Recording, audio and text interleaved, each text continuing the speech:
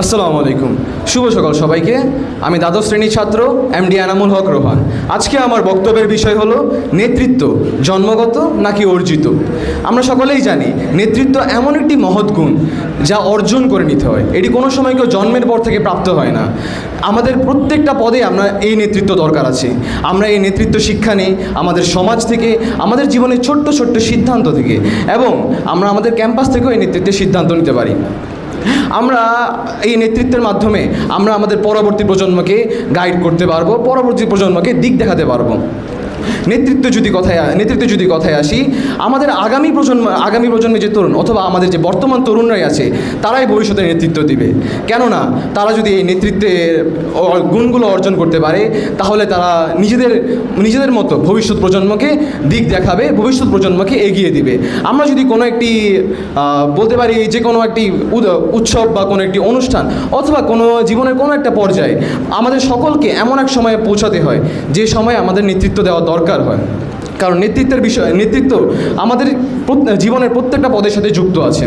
আমরা যদি সকলে এই গুণটা অর্জন করতে পারি, তাহলে আমরা জীবনের যে কোনো পদক্ষেপে যে কোনো পর্যায়ে যেয়ে আটকাতে পারবো না। কারণ আমরা সহজেই একজন মানুষকে বুঝাতে পারবো, একজন মানুষকে দিক দেখাতে সক্ষম হব, এবং সেই সাথে একজন মানুষকে সক্ষম হব একটু বুঝাতে যে সে কী করতে সক্ষম, তার দায়িত্ব কী।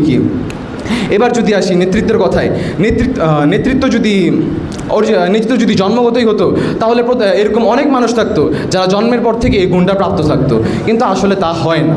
নেতৃত্ব মানুষ ধীরে ধীরে অর্জন করে, ধাপে ধাপে সে শিখে যে কীভাবে সে নেতৃত্ব দিবে, কীভাবে সে ভবিষ্যৎ প্রজন্মকে শিক্ষা দেবে, কীভাবে সে ভবিষ্যৎ প্রজন্মকে দিক দেখাবে। এটি কোনো সময় একবারেই হয় না। এটির জন্য দরকার একটি অনেক বড় একটা প্রসেস, একটি অনেক বড় সময় লাগে। এই সময়তে সে শিখে যে কীভাবে সে নেতৃত্ব দিবে, কীভাবে সে দিক দেখাবে। আমরা যদি আসি আমাদের তরুণদের কথায়, আমাদের তরুণরা ভবিষ্যৎ প্রজন্মে নেতৃত্ব দিবে। কারণ তাদের নেতৃত্ব দেওয়ার কারণে আমাদের দেশটাকে তারা এগিয়ে নিয়ে যেতে পারবে।